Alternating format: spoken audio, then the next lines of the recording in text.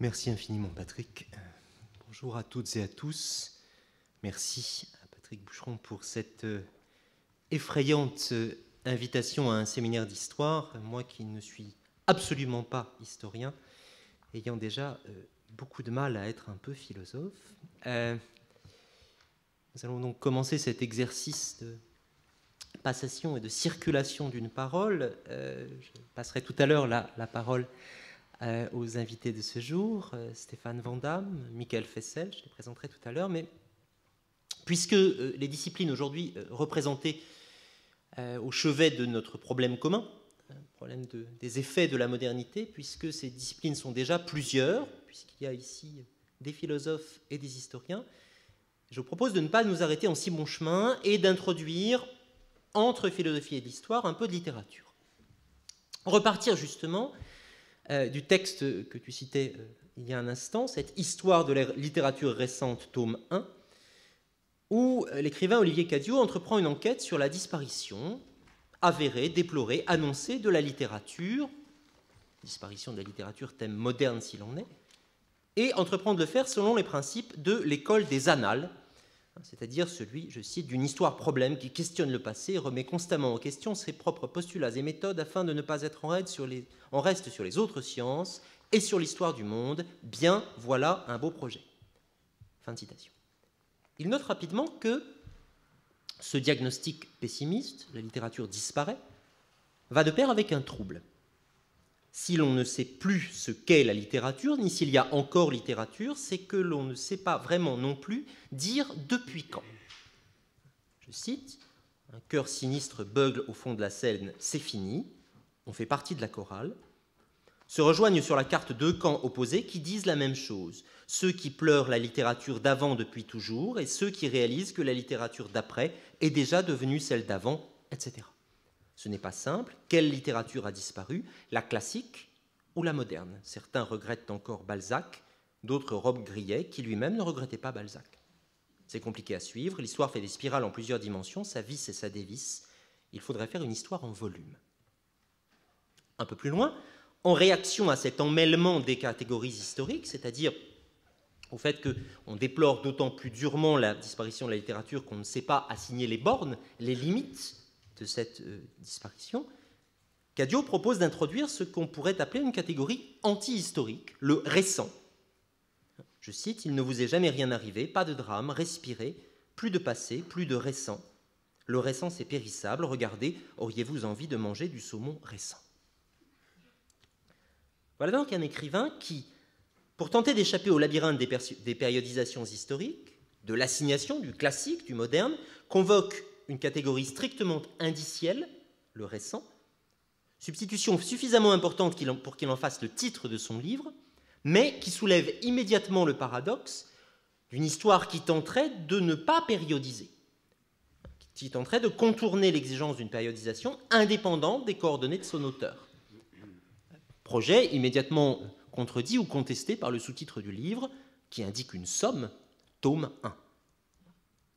Comme si, tout se passe comme si, tout à la fois, la notion de modernité était devenue impraticable, mais comme si, pour autant, il ne suffisait pas de décider de s'en passer pour désamorcer les difficultés qu'elle induit. Encore, comme s'il ne suffisait pas de se vouloir anti-moderne ou post-moderne ou contemporain ou amoderne pour se dépêtrer de la tâche d'avoir à découper l'histoire, tâche qui est peut-être intimement liée à cette catégorie même de modernité. Peut-être pour cela que ce morceau de littérature m'en a rappelé un autre, le dialogue très célèbre que l'on trouve dans Chose vue entre le député Victor Hugo et son collègue Victor Cousin, l'un disant « La décadence de la langue française a commencé en 1789 » et Hugo lui répondant « À quelle heure, s'il vous plaît ?» Ce qu'on appellerait aujourd'hui le problème de granularité dans la périodisation historique. Il ne suffit sans doute pas de se vouloir anti-moderne pour cesser de périodiser. Alors, les quelques remarques que je voudrais vous présenter aujourd'hui ne feront peut-être que déplier quelques-uns des tours de ces deux apologues littéraires. Qu'en est-il de la possibilité de périodiser l'histoire dès lors qu'on appartient soi-même au cœur des pleureuses, comme dirait Cadiot? Qu'en est-il du jeu de permutation entre les qualifications de classique et de moderne? Qu'en est-il de la tentation et de la difficulté de se défaire de l'étiquette de modernité, tout en conservant quelque chose comme un repérage, comme un balisage de l'histoire? Ma proposition, en effet, la proposition que j'ai faite à nos invités, c'est de consacrer cette première séance à examiner deux séries de questions, dont il va d'abord de soi qu'elles sont, chacune de leur côté, parfaitement impraticables, infiniment trop vastes pour être examinées avec succès. Première question, la question du sens ou des sens qu'il est possible de donner au concept de modernité, dont Patrick Boucheron a fait le fil rouge de ce séminaire, les effets de la modernité. Je cite le titre, les effets de la modernité, expérience historiographique, ce qui suggère bien qu'il s'agit ici de statuer non seulement sur les effets des phénomènes modernes, mais aussi bien sur les effets du concept de modernité sur la compréhension de l'histoire. De sorte que modernité s'entendrait ici à la fois avec et sans guillemets. Quel sens au concept de modernité? Premier problème, trop vaste. Deuxième problème trop vaste, la question des conditions, des modalités, des enjeux de l'acte de périodiser, d'assigner des limites à une séquence historique et de déterminer le type de cette limitation. Qu'en est-il de ce geste consistant à lier l'intelligence de l'histoire à la détermination d'étapes, de stades, de seuils significatifs? Ou encore, pour reprendre le titre d'un beau petit livre de Jacques Le Goff, faut-il vraiment découper l'histoire en tranches? Et qu'en est-il de la légitimité du type de découpe dont ces tranches procèdent? Ces deux questions étant, chacune pour elle-même, beaucoup trop vastes, pour avoir une chance de les déterminer, je voudrais vous proposer de les restreindre de trois façons. Première manière, les examiner ensemble, dans leur intersection. Non seulement considérer que la périodisation pose des problèmes particuliers lorsqu'elle s'applique à cette période que nous appelons moderne, hypothèse suggérée par l'intitulé même de la chaire de Patrick Boucheron, de l'enjambement qu'il s'agit d'opérer entre le XIIIe et le XVIe siècle, mais en nous demandant aussi à rebours si et comment le concept de modernité implique, prescrit un type de périodisation particulier. Jürgen Habermas, dans son discours philosophique de la modernité, remarque, je cite, « L'articulation encore usitée aujourd'hui, par exemple pour désigner les chaires d'histoire, en temps moderne, Moyen-Âge et Antiquité, ou histoire moderne, médiévale et ancienne, ne pouvait prendre forme qu'à partir du moment où les termes de temps nouveau ou de temps moderne avaient perdu leur signification purement chronologique pour désigner une période radicalement nouvelle par rapport à celle qui la précédait. Le concept profane de temps moderne exprime la conviction que l'avenir a déjà commencé. Il désigne l'époque qui vient, l'époque qui vit en fonction de l'avenir et s'est ouverte au nouveau qui vient. » Habermas commente ici classiquement Koselleck. Il y aura donc un lien, une intersection entre nos deux problèmes. Deuxième remarque, souligner la manière dont le concept de modernité pèse sur les choix de périodisation, souligner qu'il enveloppe une dimension normative à cet égard. Cela pointe vers la manière dont le lien entre modernité et périodisation est aussi un carrefour entre la recherche historique et la réflexion philosophique. La philosophie entend dans le mot de modernité non seulement un ensemble de processus qu'on peut décrire objectivement, mais une modalité de la conscience historique, une certaine façon pour les temps nouveaux de se comprendre eux-mêmes, de définir ce qui les distingue de la totalité du passé, de se rapporter au passé, de chercher en eux-mêmes les normes qui puissent fonder leurs prétentions au savoir, à l'autonomie, etc. Autant dire que le concept de modernité est l'un des leviers privilégiés par lesquels, classiquement, la philosophie a investi l'histoire, s'est autorisée à se faire philosophie de l'histoire, et du même coup, à conférer une signification philosophique aux notions par lesquelles l'histoire classe, découpe, différencie, séquence et période. Je cite encore Habermas. En même temps que les expressions temps moderne ou temps nouveau, le XVIIIe siècle forge ou infléchit des concepts dans un sens qu'ils ont encore aujourd'hui, tels que ceux de révolution, progrès, émancipation, évolution, crise, qui ont pour objet de souligner le mouvement.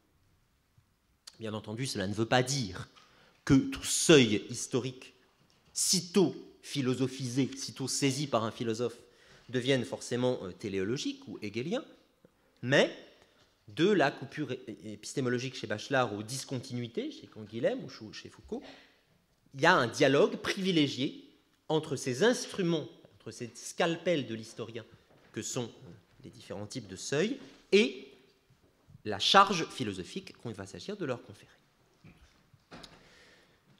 Troisième manière de restreindre notre problème, je voudrais vous proposer de considérer cette affaire sous l'angle de sa contraposée. Je veux dire de regarder comment la critique de la modernité, non pas tant comment la modernité implique un certain genre de périodisation, mais comment la critique de la modernité entraîne ou non, et dans quelle mesure, un remaniement profond de la périodisation historique, une redéfinition des notions, des gestes par lesquels on séquence l'histoire. L'échange entre Victor Hugo et Cousin le montrait assez. Ce n'est pas parce qu'on est contre la modernité qu'on cesse d'avoir une attitude naïve à l'égard des découpes historiques.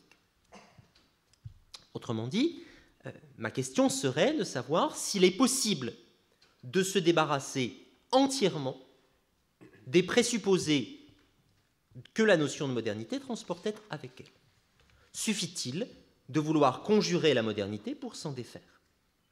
Si, comme j'en ai rappelé l'hypothèse tout à l'heure, la notion de modernité désigne davantage qu'une période parmi d'autres, mais une période qui enjoint à découper les autres, à déterminer, à classifier les autres, ou comme dirait Heidegger, une époque des conceptions du monde. Alors, une histoire non moderne, radicalement non moderne des 5 derniers siècles, est-elle seulement possible? Pour introduire à ces questions, j'aimerais vous proposer d'examiner rapidement la façon dont elles se présentent dans l'œuvre de Michel Foucault. L'intérêt de Foucault, pour ce qui nous concerne, tient, à mon avis, à 3 traits. Premièrement, c'est le plus évident, Foucault entend produire ce qu'il appelle des fragments philosophiques dans des chantiers historiques, même s'il s'est exposé par là à être trop philosophe pour les historiens et trop historien pour les philosophes. Or, ce dialogue que Foucault entend établir entre la philosophie et l'histoire consiste pour une large part à interroger les ambitions normatives de la modernité. On rassemble d'habitude sous le vocable de modernité. Si on appelle modernité une triple aspiration à l'objectivité, à l'émancipation individuelle et collective et à la subjectivité, alors l'enquête de Foucault est bien une enquête sur la modernité, de part en part, une enquête menée à partir de l'analyse de séquences historiques précises, le réaménagement des sciences du langage, de la vie et de la richesse entre le XVIIIe et le XIXe siècle, les transformations de la pénalité, le développement des arts de gouverner, etc. Première remarque. Inversement, Foucault s'efforce de tirer dans un certain nombre de textes les conséquences philosophiques de la transformation des méthodes des historiens. Voici donc un philosophe qui s'occupe précisément de ce qui nous préoccupe. D'autre part, ce qui est intéressant aussi chez Foucault, deuxième raison de le convoquer, c'est le fait que cette inquiétude vis-à-vis de la modernité, ou cette façon d'inquiéter la modernité, d'en défaire les évidences, d'en écailler les certitudes, c'est un mot de Foucault, cette façon-là de s'attaquer au moderne, au tableau moderne, se revendique ultimement d'une attitude de modernité que Foucault relie, je reviendrai sur ces textes tout à l'heure, dans le « Qu'est-ce que les Lumières » de Kant, à travers l'interprétation kantienne de l'Aufklärung, la référence à Baudelaire, au peintre de la vie moderne chez Baudelaire, etc. Comme si il n'était possible de se défaire du moderne qu'en relançant, d'une certaine façon, l'exigence que la modernité elle-même pose, tout le problème étant de savoir ce qui se trouve par là précisément réintroduit. Troisièmement, c'est à mon avis intéressant pour la discussion, la troisième raison de s'intéresser à Foucault dans notre contexte, c'est que ce sera fait. Je veux dire par là que le débat que Foucault mène à cet égard est un débat profondément daté et dont il convient de mesurer la date, débat daté avec un certain état de l'art historiographique. Le débat sur l'histoire et la nouvelle histoire est l'un des rares champs dans lesquels Foucault nomme et désigne explicitement ses interlocuteurs. On voit ici à la paracritique de la dernière édition de l'Archéologie du savoir par Martin Rueff. On voit bien que Foucault vise pour une fois des personnes précises et qui ne sont pas difficiles à décrypter. Daté encore, je ne sais pas si j'aurai le temps de m'y arrêter, en ce que le débat sur la modernité au début des années 1980 est pris dans un échange avec Jürgen Habermas avec Jean-François Lyotard autour du moderne et du postmoderne. Bref, il est intéressant de regarder ce que Foucault dit pour faire mesurer l'écart, et j'espère que ce sera l'un des objets de notre échange, pour mesurer l'écart avec l'état contemporain du dialogue entre philosophie et histoire sur ces sujets. J'ai suffisamment introduit, voyons ce qu'il en est, décrivons un peu l'archive. Je veux dire ce que Foucault dit et fait du lien entre le concept de modernité et l'exercice de la périodisation historique. Que fait-il? S'agissant de l'utilisation de la catégorie même de moderne chez Foucault, on peut faire plusieurs remarques. La première nous embarrasse tout à fait, puisqu'il apparaît rapidement, immédiatement au lecteur, que Foucault fait du mot de modernité un usage parfaitement décalé par rapport à son utilisation historiographique standard. La modernité, chez Foucault, c'est cette période qui s'ouvre à la fin du XVIIIe siècle, étant entendu que la période qui précède est qualifiée chez lui d'âge classique, dans une succession Moyen-Âge, Renaissance, âge classique, modernité, qu'on va retrouver de l'histoire de la folie aux mots et les choses, et qui s'estompe progressivement, assez progressivement, dans son discours, l'enquête demeurant longtemps, jusqu'à 1978 à peu près, centrée sur le XVIIIe siècle. Foucault est profondément un XVIIIémiste, l'analyse de ses fiches de lecture le montre tout à fait. En ce sens, alors il faudrait s'interroger ici sur le privilège donné par Foucault à cette catégorie de classique, ce qui, à mon sens, indique à la fois le centrage de son corpus sur le champ français, mais aussi l'importance, en tout cas dans ses premiers travaux, des catégories esthétiques. Au fond, l'âge classique, c'est cet âge que le classicisme traduit dans l'ordre de la littérature et des arts, et on sait combien dans l'histoire de la folie, cette prégnance du modèle, du paradigme artistique est tout à fait centrale, y compris pour décrire les transformations de l'assistance, de la science, du fonctionnement de l'État, etc. On a un découpage entre classique et moderne qui perdure assez longtemps, qui toutefois apparaît rapidement, ce serait une deuxième remarque, comme une fausse symétrie. Fausse symétrie parce que, d'une part, on remarque que les mots de moderne et de modernité, par opposition, s'ils fonctionnent régulièrement, à plusieurs reprises, par opposition au classique, sont en réalité assez rares. On compte par exemple dans l'index des 10 et écrits moins de 10 occurrences des mots moderne et modernité, dont la moitié sont directement liés aux commentaires du texte de Kant à la toute fin de l'œuvre. Foucault ne parle pas de modernité très souvent. Lorsqu'il en parle, il en parle négativement, ou plutôt dans une formule, dans un type d'articulation rhétorique qui est qui est très souvent le même. Je cite, par exemple, « Le seuil de notre modernité n'est pas au moment où l'on a voulu appliquer à l'étude de l'homme des méthodes objectives, mais bien le jour où s'est constitué un doublet empirico-transcendantal. La nuit du fou moderne, ce n'est plus la nuit onirique, etc. Dans le champ théorique moderne, ce qu'on se plaît à inventer, ce ne sont point des systèmes démontrables, mais des disciplines. » Et on voit bien que dans chacun de ces cas, le but de l'énoncé est de requalifier la modernité, mais l'effet rhétorique de l'énoncé est au fond de disqualifier le mot de modernité lui-même. Modernité, est-ce bien de cela qu'il s'agit? Pas vraiment. Et Foucault va se saisir pour mieux dire ce qu'il peine visiblement à dire par ce vocable, de tout un ensemble de périphrases très régulières, je cite, « un temps dont nous ne sommes pas encore sortis, l'ordre sur le fond duquel nous pensons, cette épistémé qui sert encore de sol positif à notre savoir, etc. La folie où s'abîme l'œuvre, c'est l'espace de notre travail. » Ou encore, dans les mots et les choses, le seuil du classicisme à la modernité, mais peu importe les mots eux-mêmes, disons de notre préhistoire à ce qui nous est encore contemporain.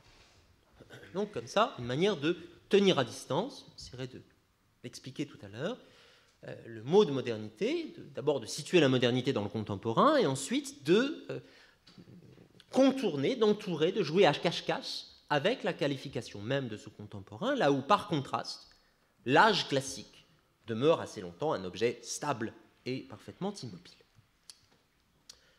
S'agissant maintenant, je continue à décrire l'archive, S'agissant maintenant de ce que Foucault dit de sa propre pratique à cet égard, de la façon dont il décrit ses manières, ses procédures historiographiques, situons rapidement les textes.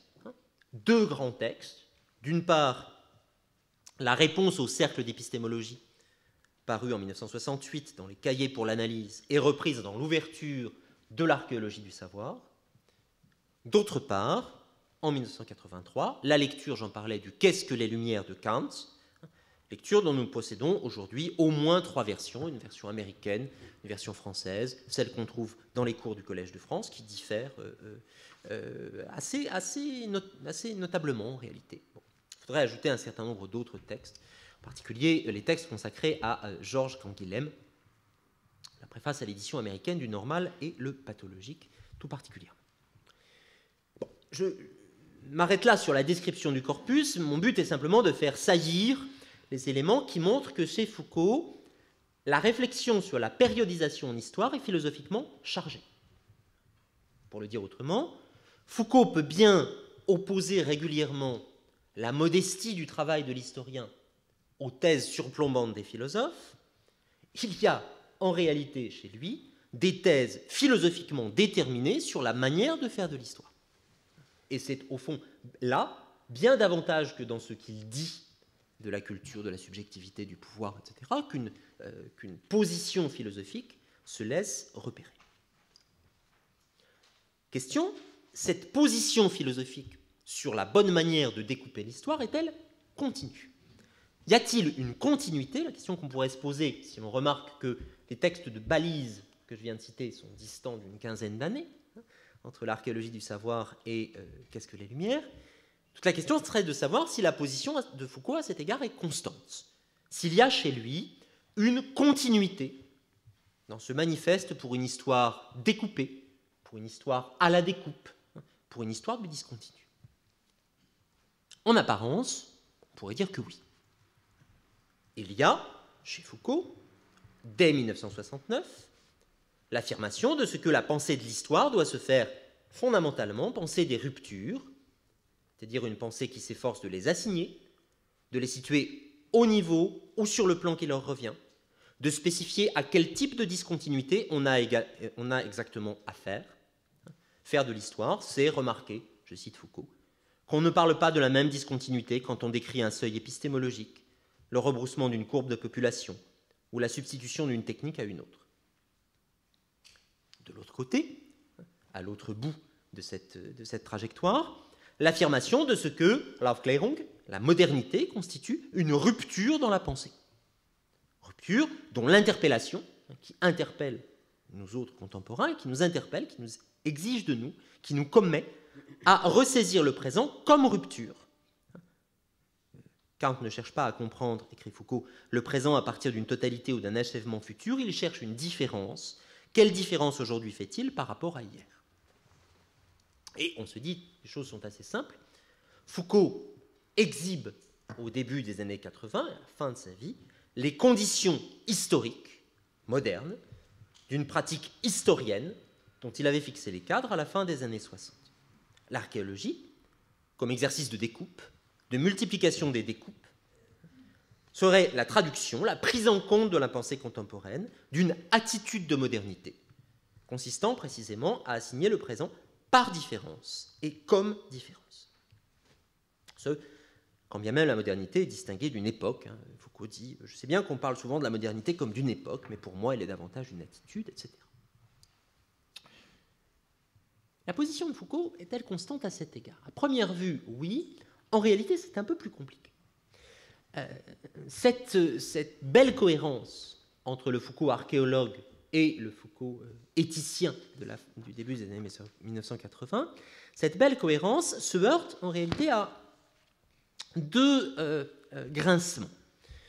Premier grincement, en 1969, s'il s'agit d'affirmer une histoire du discontinu, s'il s'agit d'affirmer qu'un dialogue est possible entre philosophie et histoire à partir et sur la base d'une périodisation rigoureuse et d'une démultiplication de la périodisation historique, c'est contre toute forme de téléologie.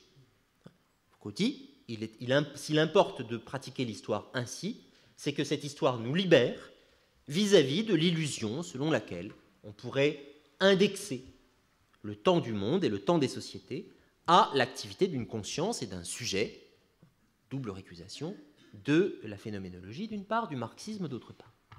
L'histoire du discontinu est une histoire déliée de tout horizon, dit Foucault, historico-transcendantal. Donc, est-ce que les Lumières, les choses, c'est un petit peu plus difficile. Bien sûr, Foucault se méfie des grandes généralités. Je cite, « Ces enquêtes historico-critiques sont bien particulières, elles portent toujours sur un matériel, une époque, un corps de pratique, de discours déterminés. Mais, au moins à l'échelle des sociétés occidentales dont nous dérivons, elles ont leur généralité, en ce sens que jusqu'à nous, elles ont été récurrentes, ainsi le problème des rapports entre raison et folie, maladie et santé, crime et loi, etc. » Il faut ici noter l'introduction de ce vocable, les sociétés occidentales, qui fait partie des deux notions chez Foucault, qui désignent toujours un impensé préalable. Lorsque Foucault parle de notre culture, ou lorsqu'il parle de nos sociétés occidentales, on a là affaire à une notion dont Foucault, visiblement, tente de se passer le plus souvent possible, mais qu'il ne peut pas éviter absolument. Il semble donc bien que la relance du programme moderne tel qu'elle intervient au début des années 80, ce programme de rupture, soit en un sens un programme de réconciliation avec une certaine forme de généralité, une certaine forme d'horizon philosophique. Premier grincement. Deuxième grincement, le Foucault de 1983 ne pratique plus la périodisation exactement de la même manière. De la discontinuité à la continuité, quelque chose a pivoté. Si vous prenez l'ouverture de Naissance de la clinique, ou celle de Surveiller et punir, vous constatez que la mise en récit de l'histoire obéit à un schéma à peu près identique. Il s'agit de rapprocher deux archives, aussi proches que possible chronologiquement, et aussi éloignées que possible conceptuellement. Par exemple, la description d'une pratique médicale à la fin du XVIIIe siècle et la description d'une dissection du cerveau au début du XIXe. Et ce sont là deux mondes parfaitement hétérogènes l'un à l'autre. Ou encore, le supplice de Damien au XVIIIe siècle et le règlement d'une maison de correction au début du XIXe. Ce sont là des archives chronologiquement proches et absolument incompossibles ou incomparables. Foucault procède en réalité dans ses textes exactement comme il l'a décrit chez l'écrivain Raymond Roussel. Chez Raymond Roussel, cet écrivain, on se prenait deux énoncés extrêmement proches, les traits du blanc sur les bandes du vieux Billard, les traits du blanc sur les bandes du vieux Pillard, et à une lettre près, on inventait une histoire extraordinaire qui s'étalait entre ces deux polarités. Un maximum d'écart, un maximum d'effet pour un minimum d'écart. Foucault procède, c'est sans doute l'une des raisons pour lesquelles il revendique un statut fictionnel pour ses textes, procède de la même manière. C'est donc la discontinuité qui vient enclencher la problématisation historique. Dans l'usage des plaisirs, en 1984, la stratégie est exactement inverse. Foucault va en effet montrer, cette fois à propos de l'Antiquité, que les prescriptions morales à l'austérité sexuelle, la condamnation de la masculinité efféminée, l'appel à la fidélité, etc., que ces thématiques-là sont grosso modo les mêmes entre la Grèce antique et le christianisme primitif. Que si donc il y a un mouvement historique, c'est ailleurs qu'il faut le chercher. Cette fois, c'est la continuité qui fait problème, c'est la continuité qui indique, qui invite à interroger autrement l'histoire. Foucault de 1983, ce Foucault qui appelle à une nouvelle attitude de modernité, n'est plus exactement le Foucault de 1969. Comment alors décrire ce qui se passe au juste chez Foucault avec la notion de modernité? Pour ce faire, laissons de côté les questions de mots, puisqu'on l'a vu, Foucault emploie relativement peu le mot de modernité. Il me semble que dans l'histoire de la folie, au début de la deuxième partie, Foucault effectue à propos de la notion de folie un travail d'analyse assez intéressant en expliquant qu'il y a 4 consciences de la folie. Conscience critique de la folie, conscience pratique de la folie, une conscience énonciative, une conscience analytique. Il me semble que nous pourrions effectuer le même genre d'analyse à propos de la notion de modernité. Je vous propose d'analyser, de considérer avec moi que on pourrait distinguer 4 consciences de la modernité qu'on pourrait définir ainsi. Il y a une conscience objective de la modernité. Modernité entendue comme période susceptible d'être identifiée, délimitée, décrite de l'extérieur. Il y a une conscience ou un usage indexical, déictique de la notion. La modernité, c'est cette période qui est la plus proche de nous. Et position du coup inséparable de la position du locuteur. C'est une autre manière de parler de la modernité. C'est plus moderne, c'est arrivé plus tard. Il y a un usage normatif de la notion de modernité. Le caractère moderne d'un phénomène exprimant alors sa relation à une norme de rationalité qui marque sa valeur, de manière différenciée. Il y a enfin, à mon sens, un usage relationnel ou réflexif de la notion de modernité, lorsque la modernité exprime la ressemblance ou la reconnaissance que nous pouvons avoir vis-à-vis d'un phénomène, sans préjuger d'ailleurs que ce phénomène est meilleur ou pire que d'autres, mais nous nous y reconnaissons. Un volume, voici déjà quelques années, s'intitulait à propos des sophistes nos Grecs et leurs modernes. C'est de ce type d'identité ou de réflexion qu'il s'agissait alors.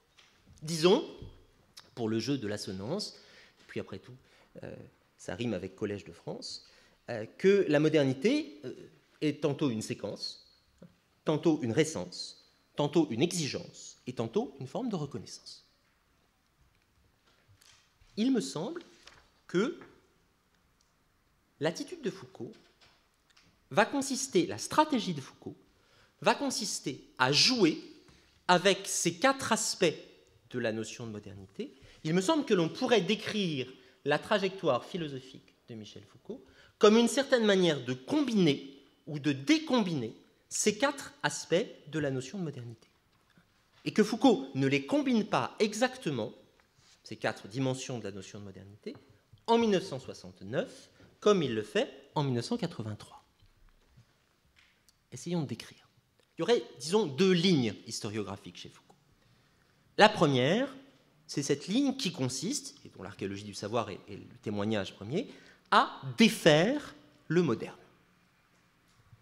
Prenons pour exemple de cette stratégie un dialogue assez amusant entre Jacques-Alain Miller et Michel Foucault à l'occasion de la sortie de La volonté de savoir en 1977, dans un texte, dans un entretien intitulé « Le jeu de Michel Foucault ».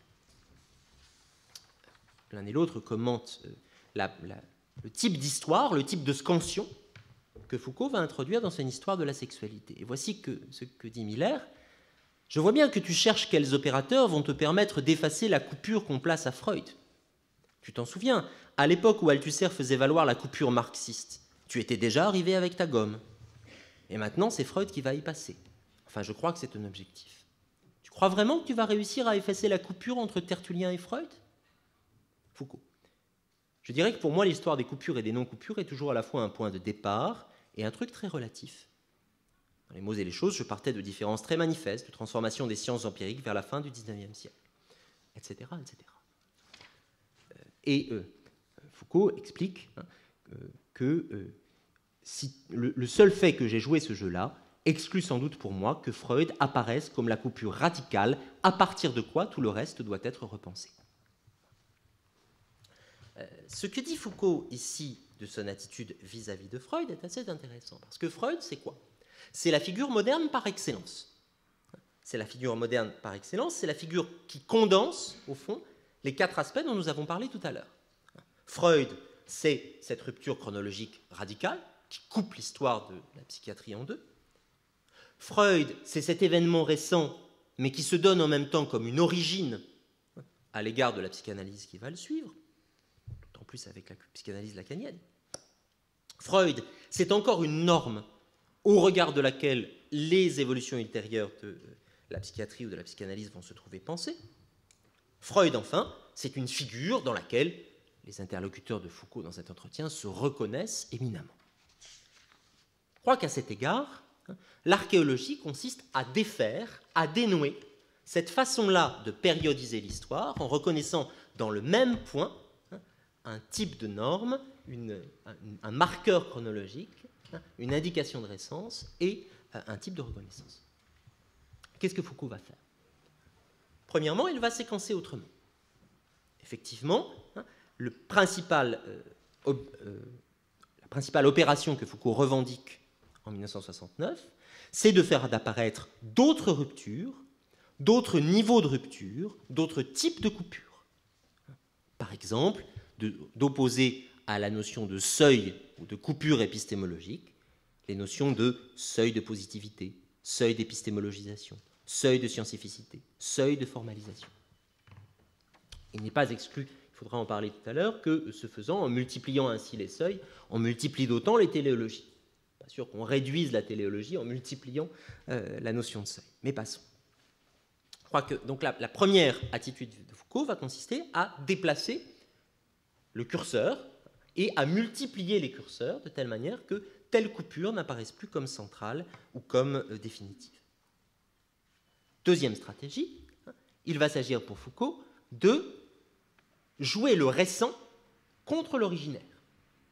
Autrement dit, et c'est l'une des ambitions constantes de l'archéologie, de faire apparaître que ce que nous croyions éternel, ce que nous croyions intemporel, ce que nous croyons naturel, est en fait, et c'est son mot, récent.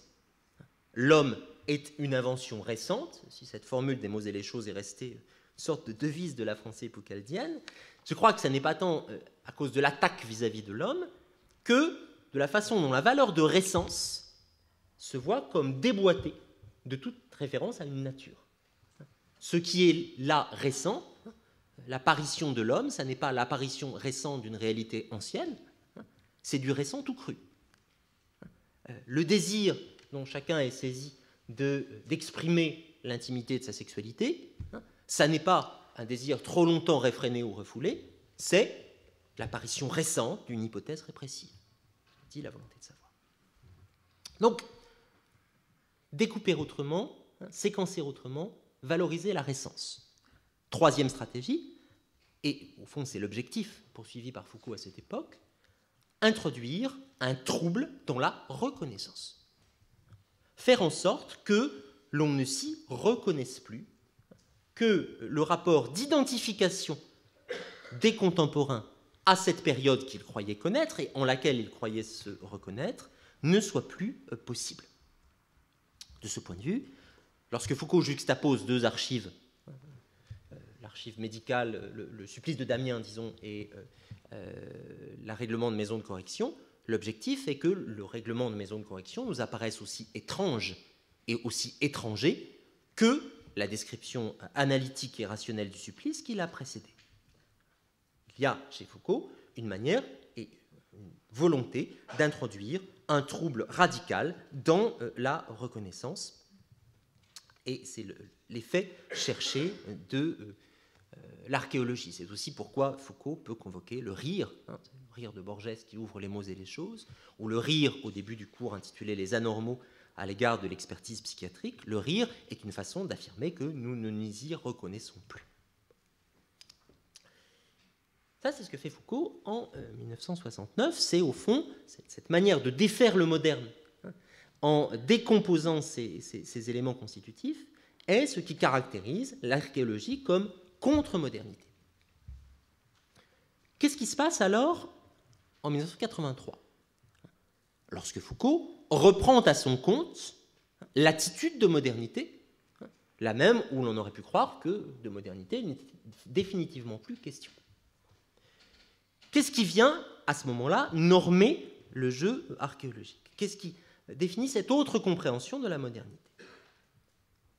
Il me semble là aussi que Foucault va jouer avec les quatre composantes du concept, je les rappelle, désignation d'une séquence objective, l'index d'une proximité temporelle, la référence à une norme ou à un corps de normes définissant ce qui vaut, et l'expression d'une identification et d'une familiarité. Il me semble que l'interprétation que Foucault propose de l'Aufklärung revient à apparier deux à deux ces dimensions en les maintenant rigoureusement disjointes. Je m'explique. Pas très simple, il faudrait un dessin. On va se passer de dessin. Qu'est-ce que l'attitude de modernité à laquelle Foucault appelle dans le texte « Qu'est-ce que les Lumières ?» Il s'agit, dit-il, d'une enquête historique à travers les événements qui nous ont amenés à nous constituer, à nous reconnaître comme sujet de ce que nous disons, pensons, faisons. Comment nous sommes-nous constitués comme sujet de notre savoir, comment nous sommes-nous constitués comme sujet qui exercent ou subissent les relations de pouvoir, etc. Il s'agit en fait, ce à quoi Foucault appelle, c'est à conjoindre les dimensions objectives et réflexives de la modernité, tout en vidant cette synthèse de toute portée axiologique. Je veux dire par là, il va s'agir de comprendre comment nous sommes devenus ce que nous sommes, de décrire objectivement l'histoire de ce qui nous permet de nous reconnaître, mais de telle sorte que cette compréhension ne vale absolument pas assomption ou revendication de ces éléments, du contenu normatif de ces éléments. Foucault le disait très bien, beaucoup plus tôt dans une interview avec Pierre Dumayet à la télévision, il disait « J'aurais voulu que nous puissions considérer notre propre culture comme quelque chose d'aussi étranger à nous-mêmes que la culture, par exemple, des Arapèches ou des Nambikwara, ou comme la culture chinoise. » Il s'agit, en bref, de faire l'histoire qui nous permet de nous reconnaître sans que cette reconnaissance vaille assomption, vaille identification normative, vaille revendication d'identité, si vous voulez, parce qu'elle est tenue en quelque sorte strictement à l'extérieur du soi. Il s'agit en fait d'une histoire du présent qui ne confère au présent aucune légitimité particulière. Pourquoi ? Parce que de l'autre côté, sur l'autre bord, Foucault va associer les deux autres éléments. Il va dire, voilà, qu'est-ce que l'Aufklärung ? C'est ce moment de la pensée qui donne une valeur au récent, en tant qu'il est récent. L'interprétation que Foucault propose de Kant consiste à dire, voilà, ce que Kant découvre, c'est une inquiétude vis-à-vis du présent qui n'est plus l'inquiétude vis-à-vis d'un âge du monde, ou du signe d'un événement prochain, ou d'une étape, ou d'un point de transition, mais comme une pure sortie, comme une pure issue. Autrement dit, ce qui vaut, c'est le présent, c'est le récent en tant qu'il est récent. Ce qui doit nous inquiéter, ce qui doit nous préoccuper, ce qui doit nous mobiliser, c'est la compréhension de ce qui en nous est récent. La modernité, Foucault donne, si vous voulez, une autonomie à l'expérience du présent comme pure actualité, coupée de son arrière-plan chronologique et objectif. On aurait ainsi, et c'est le programme qui est tracé dans le Qu'est-ce que les Lumières de 1983, d'un côté, la modernité comme expérience de l'actualité, la modernité comme injonction à nous saisir de notre actualité, de l'autre côté, la modernité comme séquence historique dont il s'agit de reconnaître en quel sens elle façonne notre être objectif. Je crois que la distribution des choses s'opère de cette façon chez le Foucault de 1983. Ce n'est pas la première, je n'ai pas le temps de le développer, mais cette division-là, cette division entre une histoire objective de ce qui nous a fait et une assomption de notre pure actualité en tant qu'elle nous sépare de nous-mêmes, en tant qu'elle nous porte ailleurs et autrement, cette histoire-là est chez Foucault une vieille histoire. Je conclus. Je ne voudrais pas être trop long, je prends 5 minutes. On a donc chez Foucault, vis-à-vis de la découpe de la modernité, l'articulation entre deux gestes.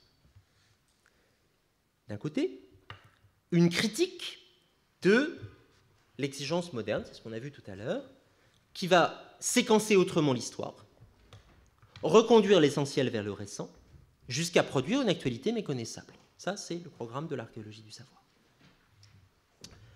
D'un autre côté, une relance de l'exigence moderne, ramenée à son noyau présentiel ou actuel, comme un appel à ressaisir, à modifier notre actualité, en reconnaissant les déterminations historiques qui nous ont amenés à être ce que nous sommes. Le risque à découper les choses ainsi, évidemment, ce sont au fond toujours les deux tentations entre lesquelles Foucault a navigué. D'une part, un pur historicisme, c'est-à-dire, au fond, on va se contenter de décrire des transformations, des modifications, etc., dans l'histoire, sans début ni fin et sans signification particulière. D'autre part, quelque chose comme un existentialisme, lorsque Foucault en appelle à la différence pure du présent, lorsqu'il appelle à relancer avec cette différence le pur travail de la liberté, on n'est pas absolument loin de Sartre. Ce qui est intéressant, évidemment, c'est la façon dont Foucault navigue entre, disons, la modernité, l'archéologie comme tableau des transformations et des discontinuités historiques, et l'archéologie comme tâche de se déprendre de soi-même. Je voudrais simplement mentionner que entre ces deux pôles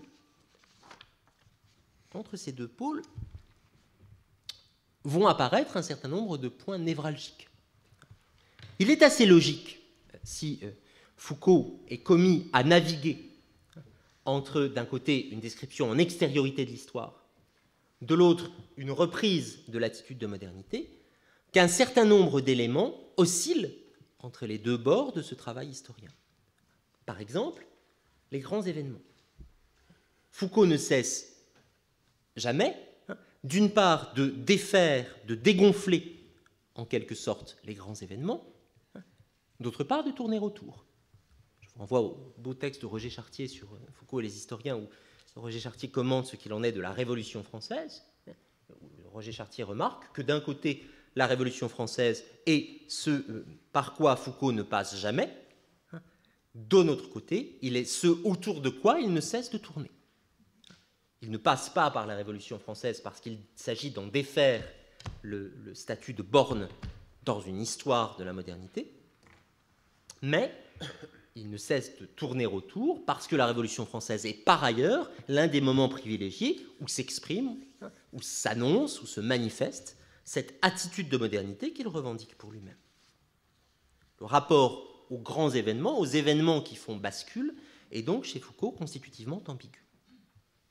De la même manière, le rapport à un certain nombre de personnages, de figures historiques, est lui aussi extrêmement ambigu.